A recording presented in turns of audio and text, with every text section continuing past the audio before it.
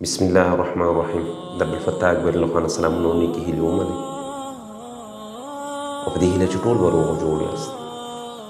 درې داسې پوښتنې چې د ده په ځوابولو او په ذهن او زړه کې په ساتلو سره زموږ د دنیا ژوند ډېر اسانه کیږي او په آخرت کې د کامیابۍ سبب ګرځي. لومړی دا چینل سبسکرایب کړئ، بیا دا ویډیو لایک کړئ تر څو ډېرو خلکو ته ورسیږي. دا پوښتنې له څه شي نه پیدا یو او د څه شي لپاره پیدا یو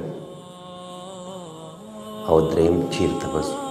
دا هغه پوښتنې دي که چېرته ځواب مو کړئ او په زړه او ذهن کې مو دته ځای ورکړئ نو په ګارانټۍ سره د دنیا ژوند به ډېر اسانه وي او آخرت به زموږ او ستاسې په برخه انشاءالله تعالی.